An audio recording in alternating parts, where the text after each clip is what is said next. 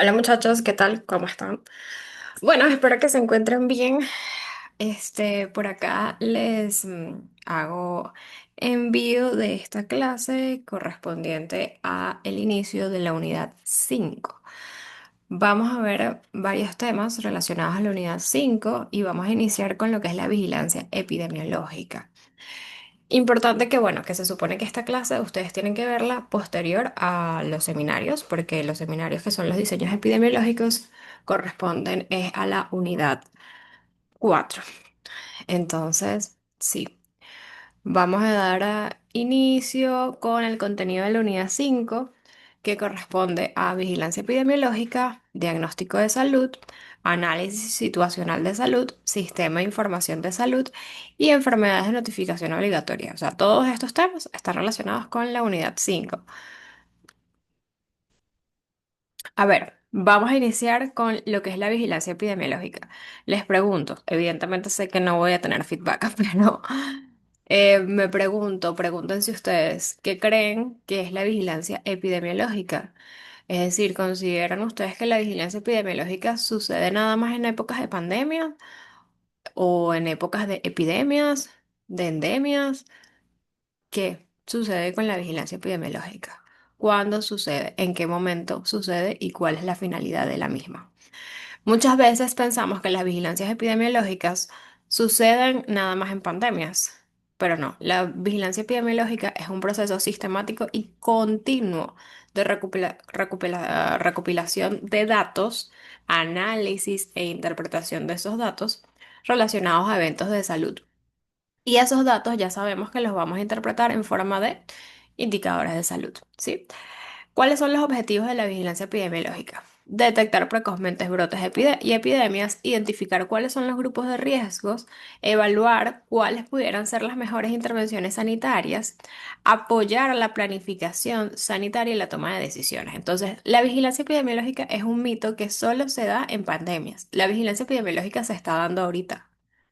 Ustedes están a lo mejor en su casa o en su cama viendo esta clase y en algún momento, en algún ambulatorio o hospital haciendo se está haciendo una consulta y eso forma parte de la vigilancia epidemiológica y ya vamos a ver qué tipo de vigilancia epidemiológica es esa. Entonces, todos los días en los ambulatorios y hospitales se dan vigilancias epidemiológicas. ¿Cuáles son las funciones de la vigilancia epidemiológica? No sé si esto les suena a algo que vimos en el primer lapso. Recopilación de datos, análisis e interpretación, difusión de resultados y la activación de medidas de control. Está relacionado un poquito con la metodología de aplicación de la epidemiología en respuesta a emergencias. Esta no es exactamente la que nosotros vimos en el primer lapso, pero se parece. Y la idea es para que ustedes recuerden cómo se dan todos esos pasos de la metodología de la aplicación, para que entiendan la importancia de la vigilancia epidemiológica y que esos son lo que vamos a ver ahorita, que son los componentes. Los componentes de la vigilancia epidemiológica es como quien dice las partes de la vigilancia epidemiológica. Número uno, la detección de los casos. ¿Cómo yo detecto los casos? Bueno, porque los casos van a la consulta médica, en este caso en un centro de salud público. Vamos a centrarnos en un centro de salud público. Recolecto los datos y la recolección de estos datos van a ser principalmente a través del interrogatorio y registros clínicos y pruebas de paraclínicos o pruebas de laboratorio. Porque recuerden que el diagnóstico o la impresión diagnóstica se da por un buen interrogatorio, una buena evaluación física, pero yo debo siempre de tener mi confirmación por un examen de laboratorio, ¿ok?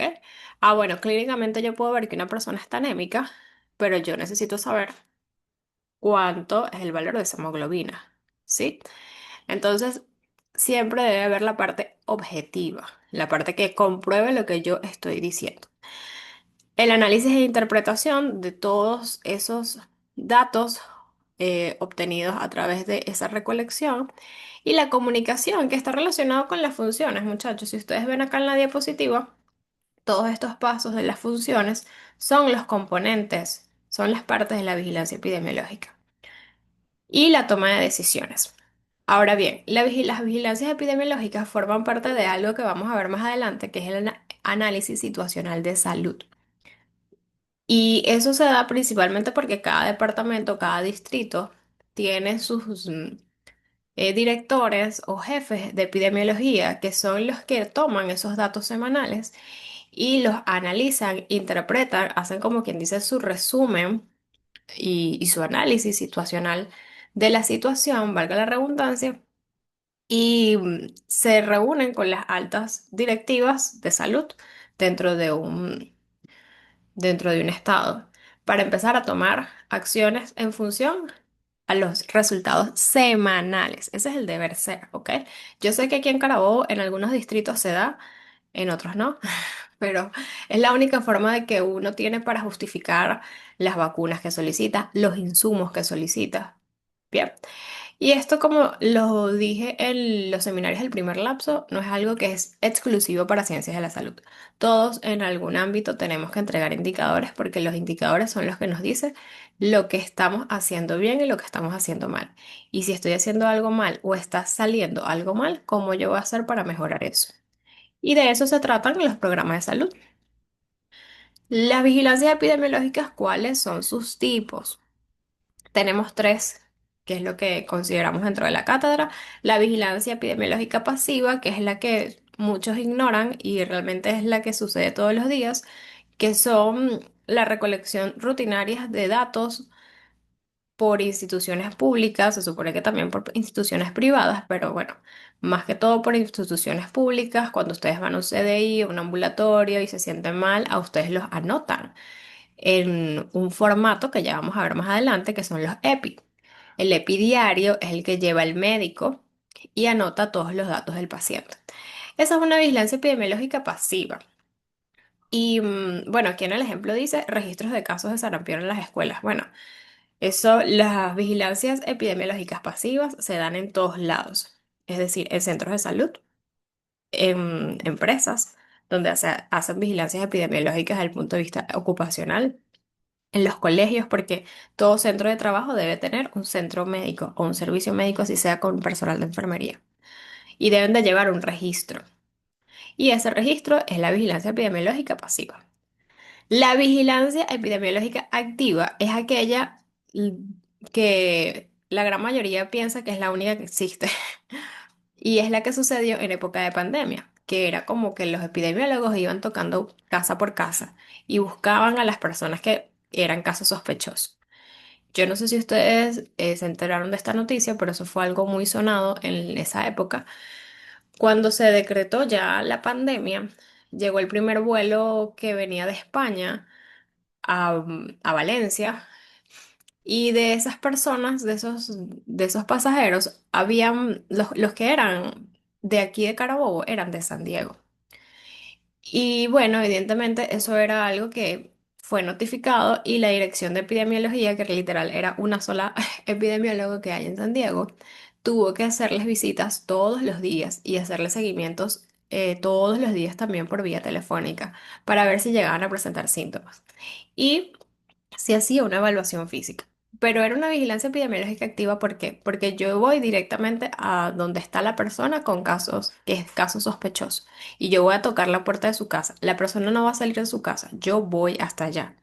Y esos casos los lleva directamente el servicio de epidemiología de la región. No es que el epidemiólogo de Naguanagua va a ir a San Diego, no, tiene que ser el epidemiólogo de San Diego. Y por eso de verdad, aquí en nuestro país, bueno, en Carabobo, a veces se vuelve un poquito caótico porque epidemiología es un departamento muy pequeño y hay poquitos en Carabobo.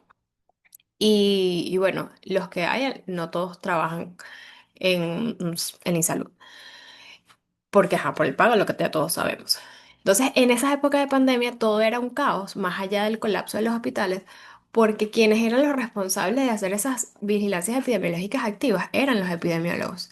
Entonces, bueno, sumaron fuerzas, sacaron a los médicos rurales que estábamos en ese momento haciendo el artículo 8 y nos activaron a hacer esas vigilancias epidemiológicas activas.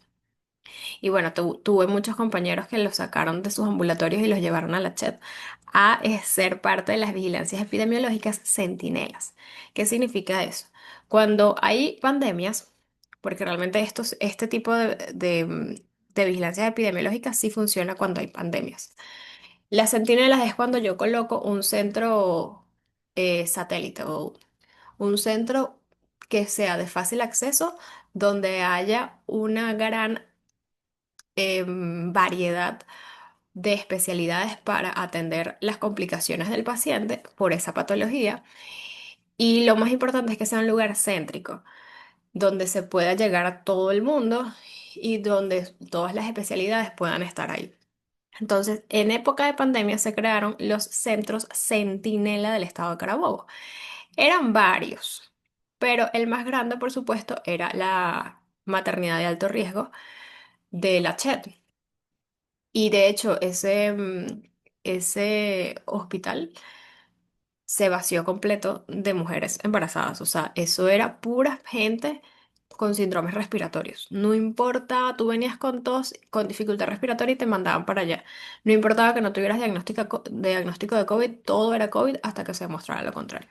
Entonces, en esas vigilancias epidemiológicas, centinelas son en un solo lugar donde van a haber múltiples especialidades, donde van a haber personas, digamos, con síntomas con una crisis leve, moderada y grave. Y la vigilancia epidemiológica se mantiene ahí dentro de el control de los médicos especialistas y del servicio de epidemiología del hospital. Ok, entonces las centinelas son más que todo asociadas ya cuando las personas tienen la patología en un estado de que necesitan estar bajo vigilancia médica. Y el activo, pues puede que tengan síntomas, puede que no, pero están en su casa y no han desarrollado. Más que todo asociado a casos sospechosos. Ok, entonces finalizamos con vigilancia epidemiológica. Hablemos un poquito de los diagnósticos de salud. Que los diagnósticos de salud a lo mejor ustedes estarán pensando, bueno, síndrome viral agudo, síndrome diarreico, infección de piel y partes blandas, eso es un diagnóstico. Sí y no. Cuando nosotros hablamos de diagnóstico de salud aquí en epidemiología, nos referimos a otro aspecto. Y sí está un poco asociado a lo que ya hemos visto en práctica médica o en semio. Pero el diagnóstico de salud se basa en ser un proceso sistemático que permite conocer la situación sanitaria de una población en algún momento. Es decir, yo aquí voy a agarrar varios parámetros o varios ítems para yo poder formalizar un diagnóstico. Y estos son los que, bueno, además que es parte del temario, evidentemente lo tenemos que hablar porque eso es lo que ustedes van a hacer en tercer lapso. Ustedes van a estudiar una comunidad que ustedes van a decidir cuál es y van a hacer un diagnóstico de salud. Aquí yo les coloqué un ejemplo muy puntual, ¿ok? Porque el diagnóstico de salud también forma parte es el resultado del el análisis situacional de salud. Y eso, pues por criterio de cátedra, tiene unos puntos que en su momento en el tercer lapso se los daré. Entonces, el diagnóstico de salud me permite identificar cuáles son los problemas prioritarios de salud dentro de la comunidad, describir la magnitud y distribución de esas enfermedades dentro de la comunidad y cuáles son esos factores de riesgo que yo puedo prevenir, evaluar cuáles son los recursos disponibles, orientar cómo va a ser mi planificación sanitaria y promover una participación comunitaria. ¿Ok? Una participación comunitaria en que al final, pues, del día quienes saben las vicisitudes de la comunidad es la misma comunidad. Y es necesaria la participación colectiva para tener una buena salud colectiva y posterior pues tener una buena salud individual. Entonces, la importancia es que permite planificar, evaluar, educar a la comunidad y por supuesto a los profesionales de salud que estén cercanos a la comunidad y que sea participativo, que no sea nada más de que yo voy a hacer un diseño o un trabajo, por así decirlo, observacional, donde yo solamente voy a ver y ya. Tiene que haber dinamismo, tiene que haber un feedback entre la comunidad y la persona que está observando esa comunidad. En la siguiente diapo hablamos un poquito de cuáles son los métodos para yo poder armar un diagnóstico de salud. ¿Qué son los indicadores que vimos en el primer lapso? Indicadores demográficos, socioeconómicos, epidemiológicos, algunas técnicas que no están relacionadas con los indicadores, pero que son técnicas cualitativas o cuantitativas, que es a través de entrevistas con varios grupos de personas o encuestas, donde aplicamos encuestas y ellos responden preguntas, ya sean abiertas o cerradas, dependiendo de los problemas que podemos identificar en una comunidad. En la diapo 10 van a tener es un ejemplo, ¿sí? Es un ejemplo. Características generales de la comunidad. Ubicación. Esto fue, se supone que los diagnósticos de salud los hacen las alcaldías con el apoyo del departamento de salud o el departamento de epidemiología de un lugar, ¿no? Pero aquí voy a decir, bueno, se estudió Los Guayos, ¿ok? Gracias a la alcaldía de Los Guayos y su departamento. Esto es un ejemplo, esto, no o sea, esto fue lo que creé. No vayan a creer que, ay, no, mira, eso no es verdad, no. La alcaldía de Los Guayos, ajá, pertenece al estado Carabobo. La población, bueno, es una población predominantemente urbana, con zonas, algunas zonas de marginación, servicios básicos con acceso limitado a agua potable y saneamiento. La educación tiene un alto índice de rezago educativo en adultos mayores. Ojo, esto siempre hay que enfocarlo por grupo etario, en adultos mayores, edades preescolar, escolar, adolescentes.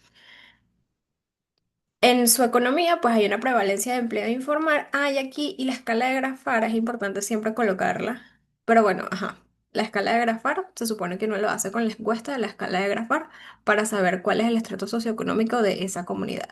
Claro, esto es algo muy amplio porque el deber ser es colocar una comunidad dentro de los guayos, ¿ok? Porque los guayos es muy grande. Indicadores epidemiológicos que los mencioné en la parte de los métodos para yo realizar un diagnóstico de salud, pues tenemos la morbilidad predominante, infecciones respiratorias agudas, diabetes mellitus tipo 2, hipertensión arterial. Los grupos más afectados, adultos mayores y niños menores de 5 años. La mortalidad elevada en enfermedades crónicas no transmisibles. Recursos disponibles de salud, pues tenemos un solo centro de salud con atención primaria. Hay escasa cobertura de especialistas y programas de vacunación y control prenatal están activos. Claro, ustedes dirán, ajá, pero ¿cómo yo voy a hacer eso si, cómo yo voy a conocer los indicadores epidemiológicos de la comunidad? Bueno, se supone que, por eso les digo, esto se hace en apoyo de los centros de salud dentro de una comunidad y por eso es que cada vez que ustedes van a un centro de salud deben de cumplir con el correcto de llenado de los EPIs, porque eso es lo que me permite saber la morbilidad predominante dentro de una población.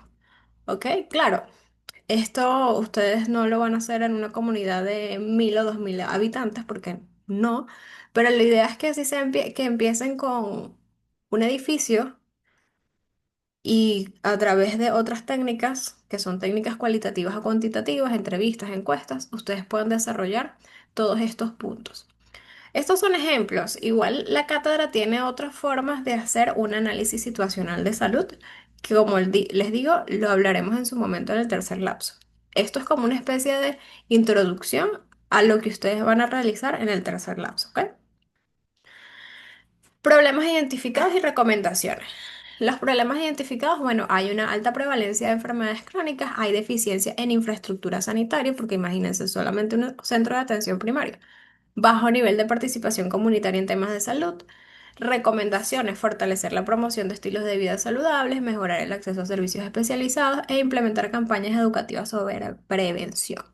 Entonces, todo esto, muchachos, me permite hacer a mí un análisis situacional de salud. Ustedes lo van a dividir por varias partes y eso es un diagnóstico de salud. Si es todo ese análisis situacional de salud, me permite a mí encontrar cuál es el diagnóstico de salud de una comunidad. Es distinto a yo hacer un diagnóstico individual, que es lo que nosotros conocemos como síndrome viral agudo, síndromes diarreicos, en fin. Que al final les hago una pregunta. ¿Un síndrome viral agudo es un diagnóstico? ¿Un síndrome diarreico agudo es un diagnóstico? ¿Sí? ¿No? Pausen el video y piensen. Mediten.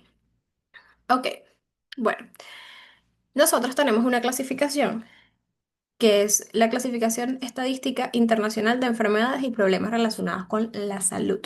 Se llama CIE-10 y existe desde 1984 aproximadamente. Su segunda edición fue en el 2008 y, déjenme ver, ok. ¿Ustedes tienen que saberse eso? Bueno, sí y no. Es decir, tienen que saber que existe, porque dependiendo de eso es que ustedes van a colocar los diagnósticos en los EPIs. Cada diagnóstico es el diagnóstico individual, que es diagnóstico de las enfermedades, de enfermedades infecciosas, enfermedades no transmisibles. Cada diagnóstico tiene un código. No sé si están viendo la pantalla, pero bueno, debería. Entonces, bueno, cada diagnóstico tiene un código. Si ustedes se fijan aquí a mano derecha, ¿cuántas páginas tiene este PDF? 1164. Imagínense que nosotros nos tengamos que aprender todo esto. Imposible, eso es mentira, nadie se aprende eso. Pero lo que sí tenemos que saber es que existe, porque dependiendo del diagnóstico que nosotros colocamos en el EPI, que es el formato que nosotros llenamos cuando van las personas a la consulta, es que el técnico en estadística va a llenar eso en en, en el resumen semanal de la morbilidad. Ahora bien, después de la pandemia se creó el CIE 11. Es una versión mejorada, por supuesto, completamente online. No es PDF, no es un archivo. Ahora ustedes van nada más a navegar en la OMS, porque es la página de la OMS, buscan herramientas de codificación y ustedes van a colocar su diagnóstico aquí. Escribo para iniciar la búsqueda. Vamos a colocar aquí síndrome viral. Ok, ¿qué dice por acá? ¿Existe? Sí, existe, pero no se llama síndrome viral. Se llama infección viral de localización no especificada. Y este es el código. ¿Qué sucede? Cuál es el significado de un síndrome viral o infección viral de localización no especificada? Es como que una persona que va a la consulta y a mí me parece que tiene signos y síntomas subjetivos de una infección viral, pero yo no identifico quién es ese virus que está afectando a ese paciente. Y yo no hice nada. O sea, genuinamente el síndrome viral es como que no es chicha ni es limonada. O sea, ajá, ¿y qué es? O sea, es el diagnóstico más gigante que puede existir. ¿Cuántos virus hay? ¿Y cuántos síntomas te puede generar un virus? Entonces, ajá, ok, tú puedes sospechar que es un síndrome viral agudo, pero dame más sustancia. Dime, ¿es un virus respiratorio, es un virus gastrointestinal? O sea, ¿un virus de qué tipo?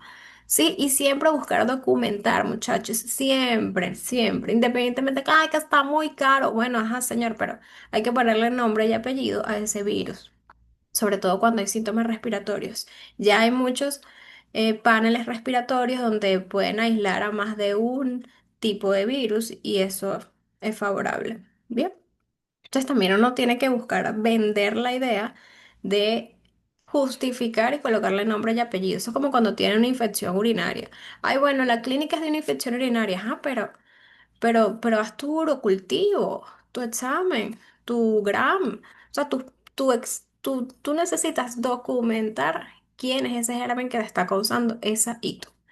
Siempre hay que venderle esa idea al paciente, porque es lo que nos permite a nosotros también tener estadísticas, ¿ok? Y hacer estudios a partir de eso. Entonces, bueno, esto no tiene mucho que ver con el diagnóstico de salud porque son dos formas de hacer un diagnóstico distinto. Esto es más que todo para hacer un diagnóstico individual, pero me parece súper interesante mencionárselos porque a veces uno hace un diagnóstico en sexto año cuando está en la ruralita y de repente vienen y te insultan. ¿Por qué coloco fiebre? La fiebre es un diagnóstico, sí, al igual que síndrome viral agudo, pero es el significado. Porque este tipo de diagnósticos significa que uno tiene que hacer un seguimiento. Y si tú no lo haces, tú pecas como médico por no hacerle seguimiento a ese paciente, ¿ok? Entonces, fiebre, sí, uff, hay muchos diagnósticos de fiebre, pero si se fijan, siempre hay una fiebre con un apellido, fiebre de... Entonces, bueno, ahí les dejé, digamos, como que las páginas donde pueden investigar un poquito más en relación a los CIE 10 y CIE 11. Ok, entonces hablamos del análisis situacional de salud. Es ese proceso de evaluación del estado de salud de una comunidad. ¿Cuáles son sus determinantes, sus factores determinantes y cuáles son las necesidades de esa comunidad? Aquí yo voy a poder identificar los problemas prioritarios y cuáles son las desigualdades dentro de la comunidad para fortalecer qué o prevalecer qué. Un concepto que todavía hay muchos que no tienen claro, que fue un error de muchos en en el parcial del primer lapso. ¿Sí? Equidad, desigualdad. Igualdad es lo mismo, son sinónimos, no sé. Pero bueno, investiguen, muchachos. Uso, base para la planificación sanitaria, asignación de recursos y formulación de programas. ¿Por qué existen los programas? Porque hay una debilidad dentro de la salud de una comunidad. ¿Ok? ¿Por qué se crearon? Yo no me acuerdo cómo se llama ese programa. Creo que es el programa de planificación familiar, pero creo que tiene otro nombre. Es un programa para colocarles DIUs y implanon a las mujeres. Punto. No importa la edad que tú tengas. Nosotros en nuestra época de pregrado llegábamos antes de las 6:30 de la mañana a la maternidad para cuando se hacían esos programas, todavía se siguen haciendo. Pero llegamos antes de las 6:30 y salíamos como a las 2 de la tarde. Eran cuatro residentes que estaban colocando los aparatos, ya sea DIUs o implanon. Inclusive a nosotros nos enseñaban a colocar eso. Pero era un proceso tan traumático para la mujer, evidentemente, que se colocaba, que se sentaba ahí, que eso a mí genuinamente me traumó. O eso era horrible. Y sin mentirles, muchachos, más tardaba, más tardaba yo en escribir la identificación de la persona, de la mujer, en en la etiqueta del DIU, que lo que tardaban esas mujeres montadas ahí en la camilla. O sea, esas mujeres no duraban ni 2, 3 minutos. Y si tú escuchabas los gritos, porque evidentemente para colocar un DIU es un proceso más o menos, ¿no? O sea, evidentemente tienes que identificar el cuello, agarrar el cuello, ponerle la pizza, bueno. En fin, el punto es que nosotros llegamos a atender en un día aproximadamente como 100 mujeres. Mujeres desde 14 años en adelante. ¿Y por qué? Bueno, porque te estaban llegando a la maternidad. En una noche podían parir más de 20 mujeres. Y mujeres que ni siquiera son mujeres, eran niñas. Niñas de 12, 13 años, 14 años. Y eso es algo que todavía sigue existiendo. Y eso no puede ser, porque a esa edad es un niño creando otro niño. ¿Y qué pasa con el estudio de esa muchacha? Porque aquí el hombre aquí no existe, es la mujer, porque la mujer es la que está embarazada por 9 meses. Entonces, imagínense todas las consecuencias sociales que sucedían por eso. Entonces empezaron a, a darle publicidad a este programa, que todavía se sigue haciendo. Y bueno, no considero que sea la solución. Creo que es como ponerle un poquito de tape a un problema, pero que igual la grieta es demasiado grande como para decir que esa es la solución definitiva. Pero en fin, el punto es que el análisis situacional de salud forma parte de, de estudiar esas consecuencias que, que se pueden observar por los indicadores de salud. Para yo poder formalizar un programa. Y para poder formalizar un programa también necesito recursos, ¿ok? Para que un programa sea sostenible en el tiempo. Algo que forma parte de los análisis situacionales y que me permiten a mí la recolección de datos son los sistemas de información de salud. Esto no es algo de Venezuela, esto es algo que existe en todo el mundo y que existe por la OMS, porque a veces, ay, no, que los EPI son venezolanos, no.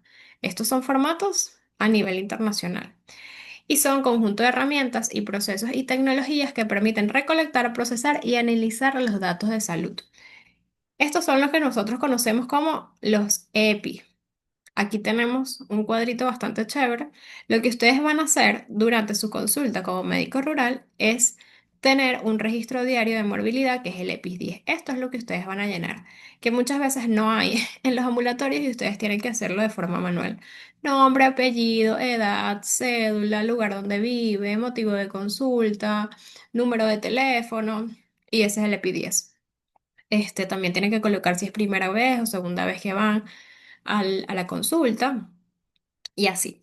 El resto de los EPIs son tabuladores diarios, registros semanales de enfermedades de notificación, registro diario de las enfermedades de notificación obligatoria. Algunos no son de ustedes, sino que los llena como tal el técnico de estadística que les recibe los EPIs a ustedes al finalizar la guardia. Entonces, esos sistemas de información de salud me permiten a mí vaciar todos esos datos dentro de una data en Excel o en un programa, poder traducirlos a un indicador para poder emitir un análisis situacional de salud. Quiero que vean que para yo hacer un diagnóstico de salud necesito algo más que los indicadores, ¿ok? Porque necesito, como quien dice, visitar a la comunidad. Necesito ser más observacional. En el análisis situacional yo voy a utilizar el diagnóstico de salud y voy a utilizar los indicadores. Es la suma, es la unión del diagnóstico junto con el indicador. Y en el diagnóstico yo voy a visitar la comunidad, a hacer preguntas. Los indicadores puede que los tenga o puede que no, porque depende del lugar donde esté, ¿ok? Y bueno, ya para finalizar, muchachos, tenemos las enfermedades de notificación obligatorias, que esta es la última actividad que nos corresponde para la semana que viene. Esperemos que podamos encontrar un lugar, un centro, un salón para poder realizar los casos clínicos. Las enfermedades de notificación obligatoria son enfermedades que a juro deben de ser reportadas por el personal de salud a las autoridades. ¿Para qué? Para prevenir brotes y proteger a la población sana que no tiene este tipo de enfermedades.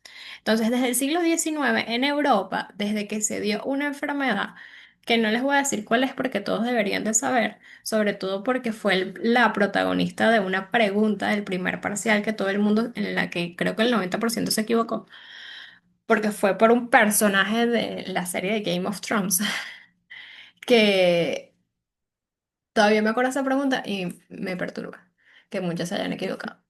Pero bueno, resulta que por esta enfermedad, que es el cólera, que se descubrió la forma de transmisión y digamos que fue el motivo del por cual, mira, vamos a observar que las enfermedades se pueden transmitir y tienen una vía de transmisión. Y bueno, en fin, ya se supone que ustedes han de saberse esa historia. El tema es que a partir del siglo XIX en Europa, por el cólera, se observó que si yo podía mantener a las enfermedades en cierta forma controladas y podía vigilarlas, yo podía tener menor riesgo a que se propagara la enfermedad, por supuesto. Y bueno, eso fue lo que se aplicó desde el siglo XIX.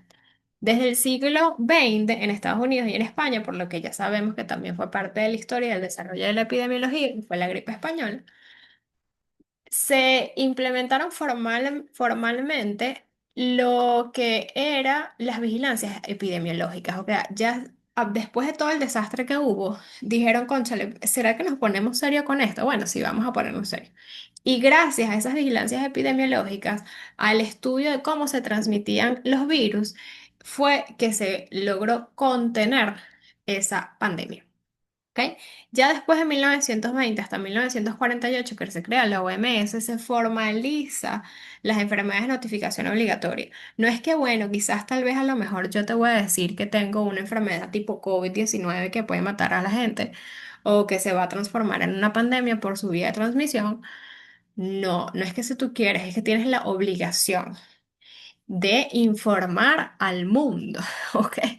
Es por ello que también, desde el 2019, cuando hubo este brote, esta situación, porque empezó como un brote, pero que luego se convirtió en pandemia porque China no tomó las precauciones de cerrar su frontera y tampoco de comunicar lo que estaba sucediendo realmente con la COVID-19.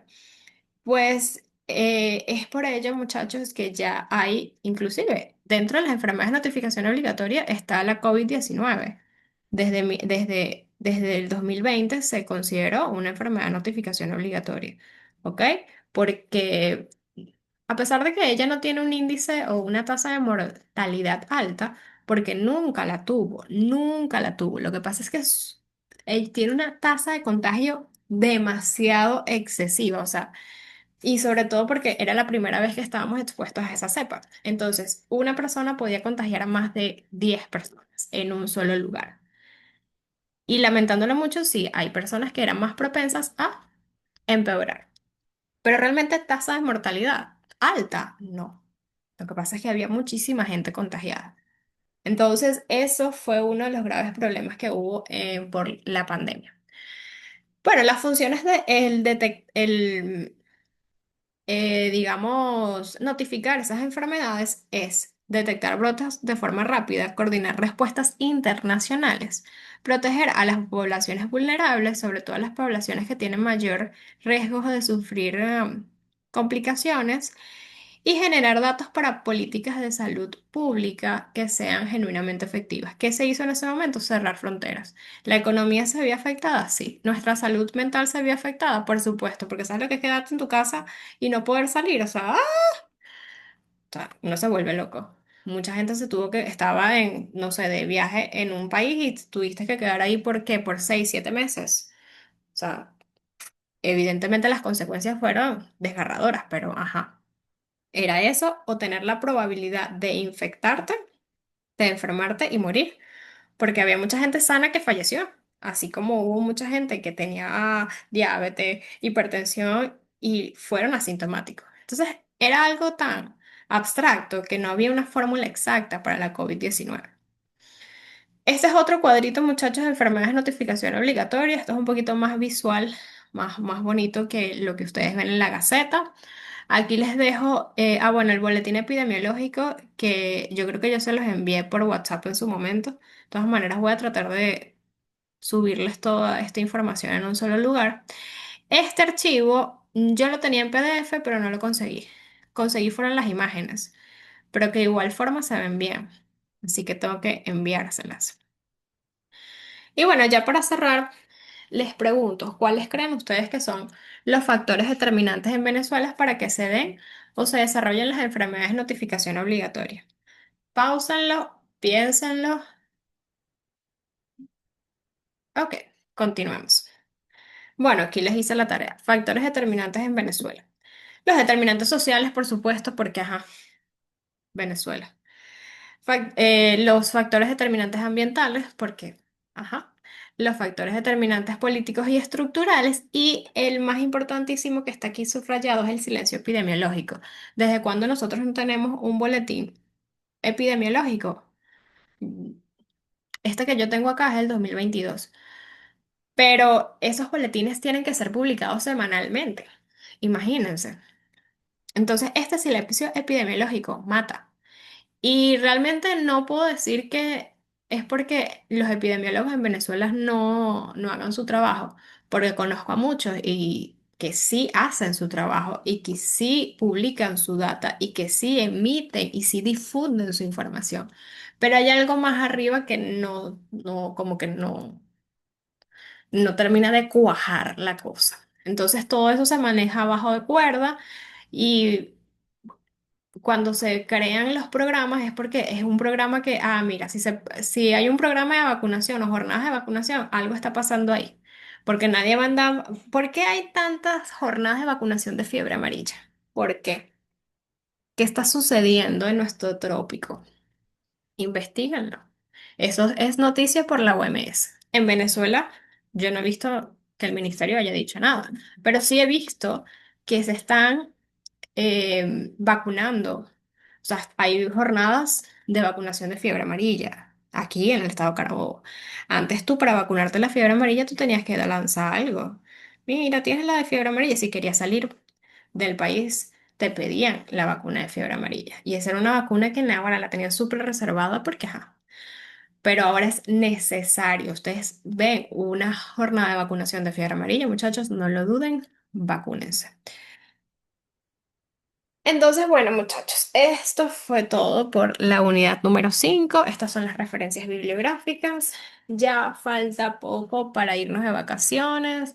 De verdad, espero pues que podamos concluir el segundo lapso en estas últimas 2 semanas y que logremos conseguir aula o que por lo menos llegue la electricidad al pabellón 17, pero eso lo veo muy poco probable.